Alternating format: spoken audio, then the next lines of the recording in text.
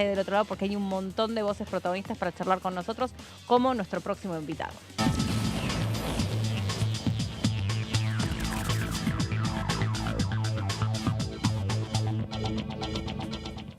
Hola, diputado Maqueira, ¿cómo le va? Bienvenido.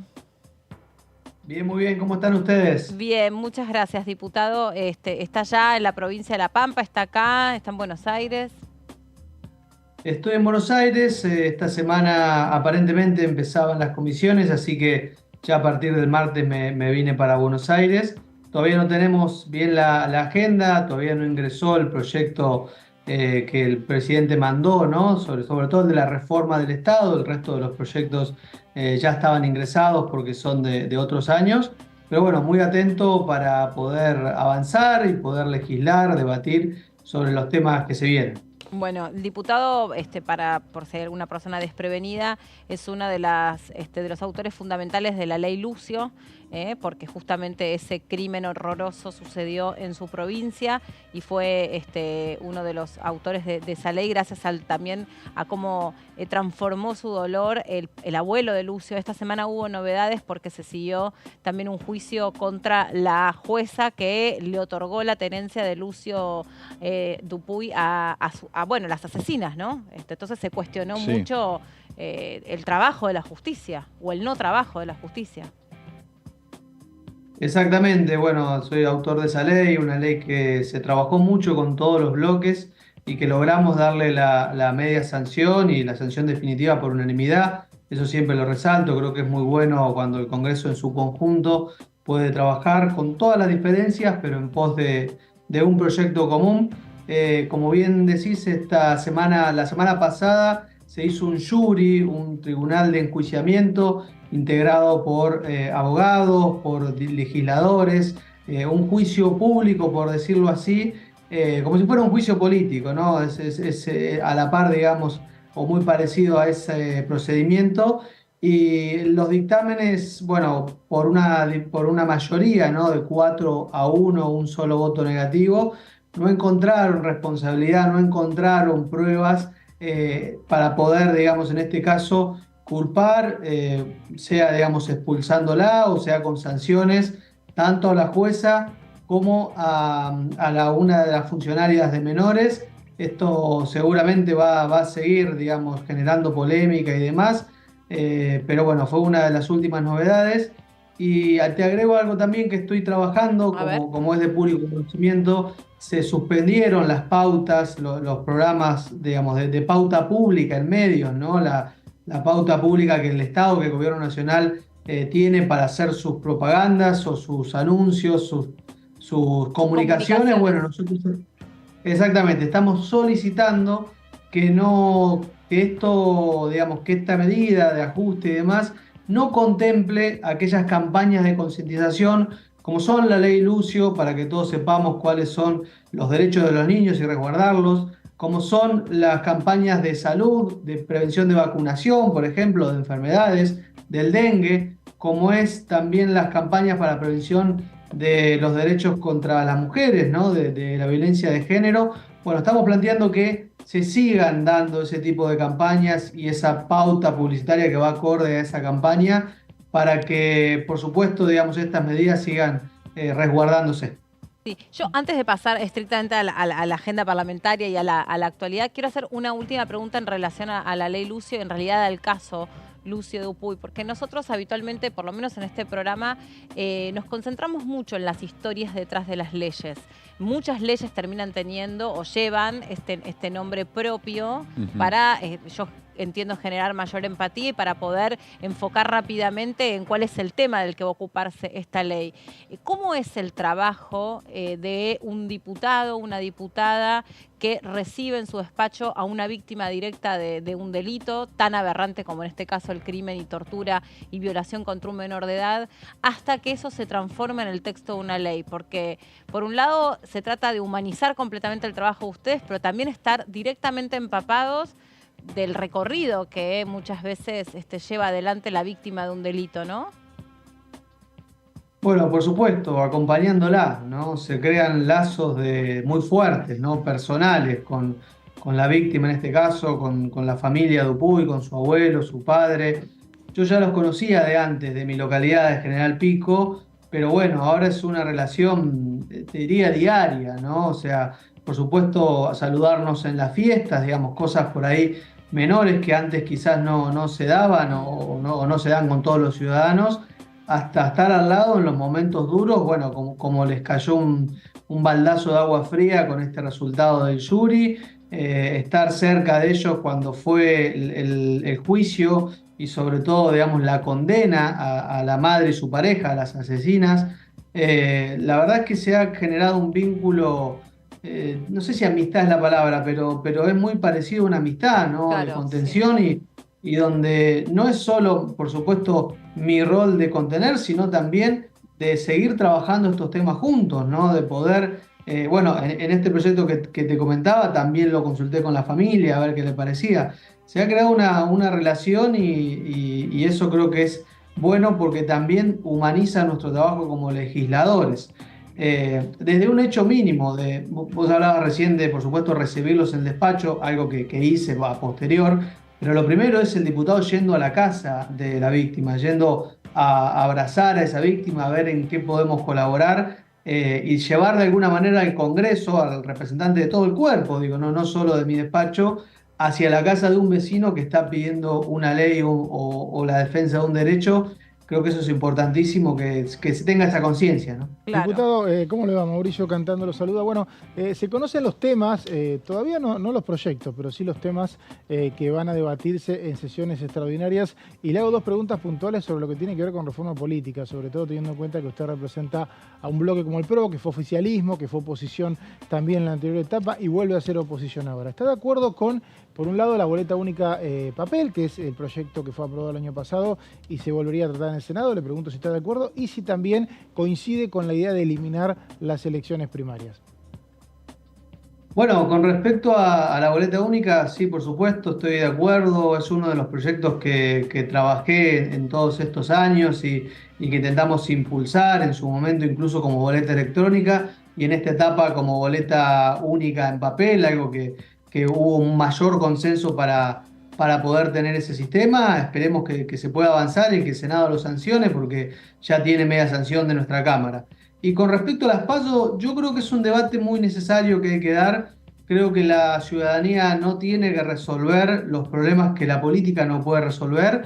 Y le digo esto siendo una de las personas que se benefició quizás con esta ley de las PASO, porque yo pude acceder a la Cámara gracias a poder competir cuando no me conocía nadie y no teníamos una estructura muy grande allá en 2017 y después revalidar mi elección en el 2021, pero considero que no podemos llevar a la sociedad que defina los candidatos de los partidos y de alguna manera con el costo que eso conlleva. Quizás hay formas de abaratarla, quizás la discusión se puede dar desde otro sistema, digamos, que contemple una paz, como suele decir, que no sea obligatoria, pero me parece que son las reformas que hay que dar, independientemente de si eso a mí o a mi espacio o a nuestro partido lo pueda beneficiar o perjudicar, perdón, políticamente. Una pregunta ineludible, usted dice el costo que eso genera. El costo si no lo paga el Estado. ¿Quién paga el costo de las campañas de los candidatos en las internas? Bueno, los partidos políticos. Nosotros hemos tenido, por ejemplo, elecciones PAS, que son elecciones en La Pampa, ¿no? No obligatorias. En febrero. Exactamente, en febrero del año pasado. Por supuesto que Este eso año, tiene un costo para el febrero de este año, perdón, si todavía no termina el año. Por supuesto que eso tiene un costo para el Estado, pero es menor si no es obligatorio, porque por supuesto es menos la cantidad de fiscales, de presidentes de mesa, de autoridades que hay que cubrir, es menos el despliegue, con lo cual hay que quizás definir a ver si tiene que ser obligatorio o no.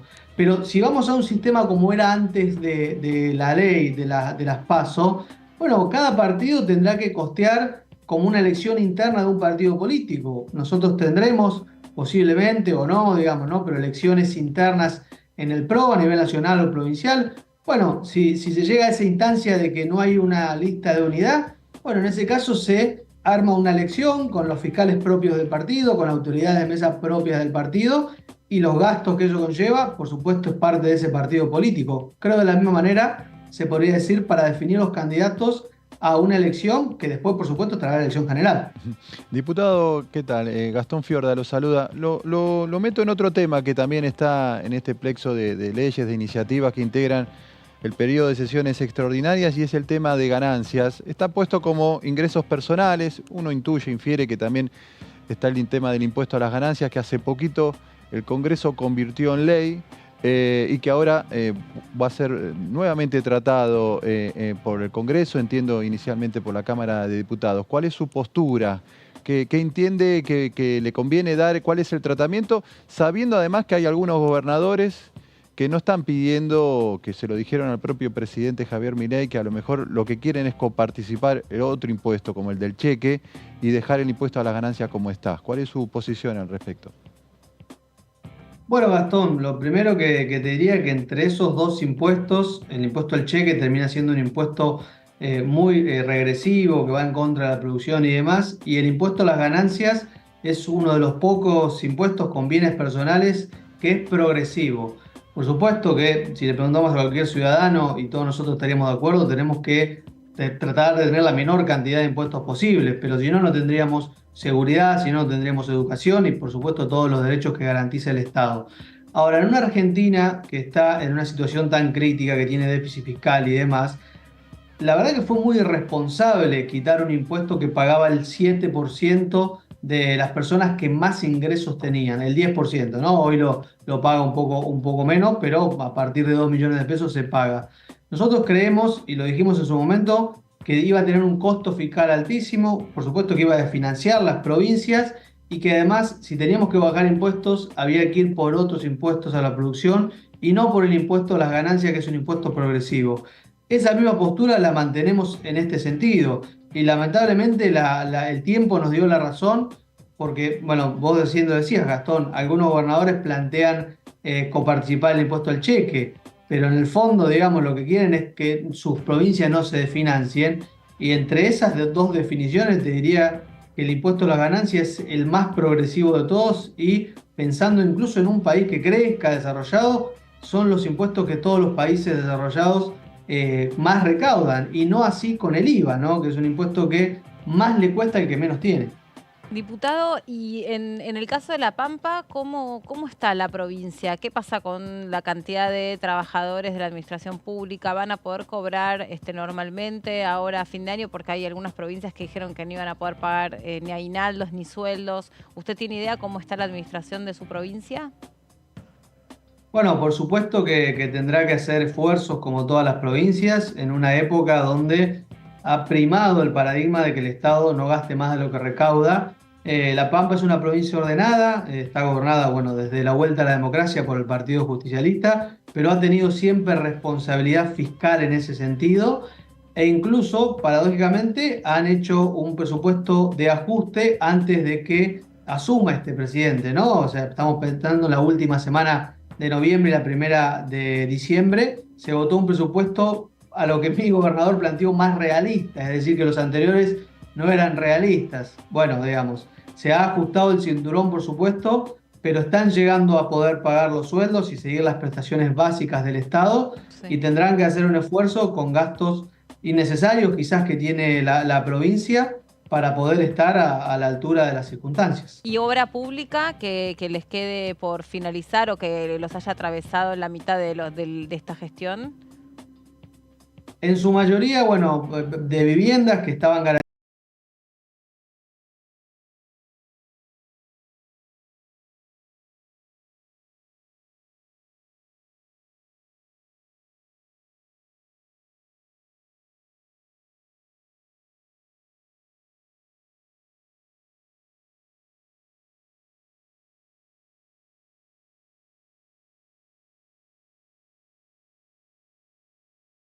Si va a llevarse adelante es un acueducto desde Santa Rosa hacia un acueducto que viene mucho más del sur, ¿no? Del río Colorado, sí, pero hacia General Pico, hacia el norte de la provincia, que la verdad que tenemos un agua muy mala, con mucho contenido arsénico y que es posiblemente cause que seamos una de las provincias con más cánceres por habitante del país. ¿Y eso no está investigado? Eso que usted dice posiblemente.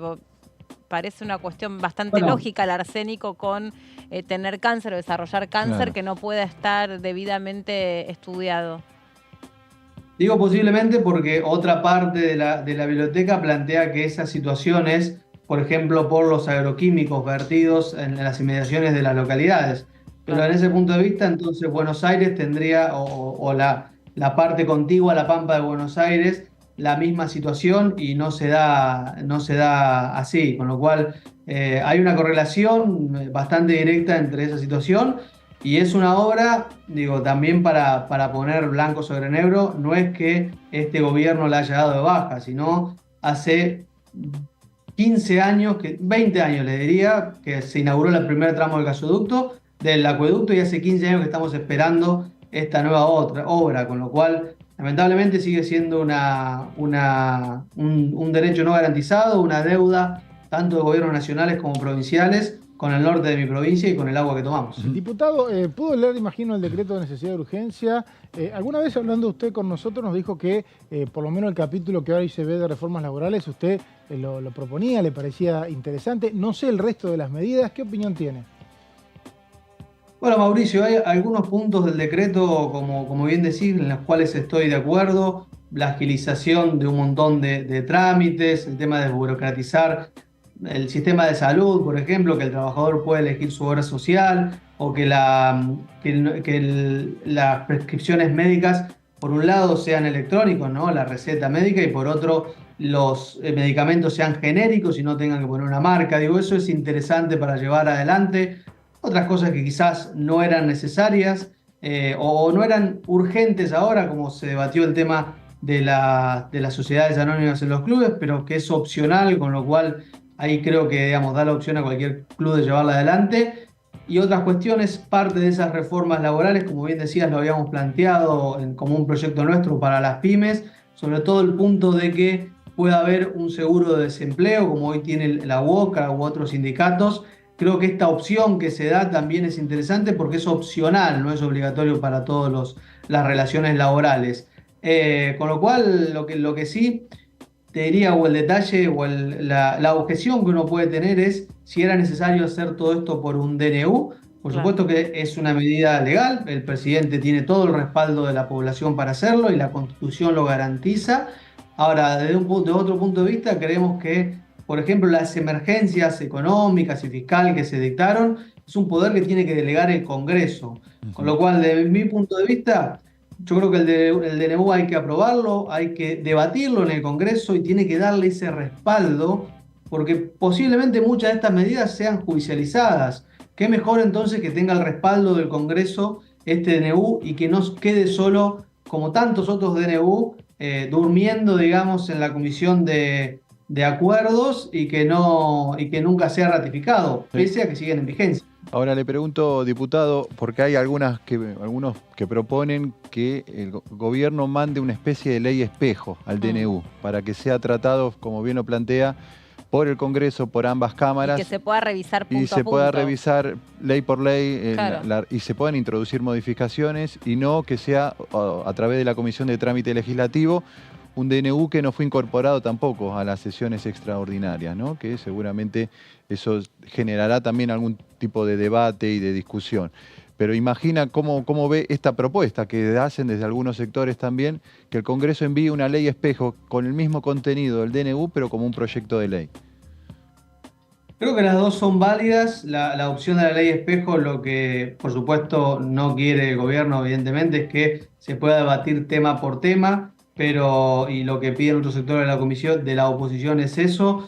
Yo también considero que son las primeras medidas de un gobierno y que tiene un respaldo popular muy grande, con lo cual me inclinaría porque este tema que se debata el DNU y que se apruebe, ojalá también pueda ser por medio de una ley, no es el camino que está llevando adelante el presidente o aparentemente el camino que tomaría, pero sí me parece trascendental que esto lo apruebe el Congreso, sea por un DNU o por leyes. Creo que el respaldo de los legisladores o de la mayoría le va a dar el apoyo legal. Que no quede también sin tratamiento, ¿no? Como pasa habitualmente con los DNU.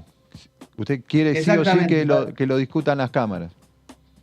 Para mí sería muy importante que lo discutan las cámaras, sea por DNU o sea por un proyecto de ley con por supuesto, un montón de artículos y un debate mucho más amplio que nos llevará mucho tiempo, pero mientras sigue en vigencia el DNU, creo que es importante que el Congreso lo ratifique. Y en lo personal, diputado Maqueira, ¿qué comisiones le gustaría integrar y si tiene algún tema sobre el que ya esté trabajando para este nuevo periodo parlamentario? Bueno, legislación general es una comisión que no ha integrado y ahora fue una de las primeras que se está conformando. Me han indicado de mi bloque que voy a estar en esa comisión, así que va a ser una novedad, digamos, para mi despacho, pero una comisión que tiene mucho trabajo y que me interesó siempre poder estar. Después he pedido poder seguir en la comisión de energía, en la comisión de niñez, por supuesto, porque he trabajado el tema de la ley Lucio, Claro. en la Comisión de Agricultura, otra comisión que también estaba, y en la Comisión de Recursos Naturales y Cuidado del Ambiente. A grandes rasgos esas son las comisiones que ya estaba y que quiero seguir estando. Y también solicité las relaciones exteriores, que había estado en otro periodo, pero en la última etapa no la había solicitado. Así que bueno, varios temas como verán, algunos de relación con mi perfil, pero otros también con relación a mi provincia. Bien, diputado, un placer poder charlar. Muchas gracias, y por supuesto que estamos pendientes y acompañamos el trabajo parlamentario, especialmente a lo largo de este nuevo mes que empieza en unos días, que entiendo va a ser de mucho trabajo. Así que acá cuentan con la pantalla de DTV. Bueno, muchas gracias, gracias por la nota y un saludo a toda la audiencia, que ustedes y también todos los argentinos comencemos muy bien el 2024. Muchas Bien, gracias. ojalá que así sea. Hasta luego, el diputado Maqueira de la provincia de La Pampa. Bueno, dejando ahí algunas definiciones generales.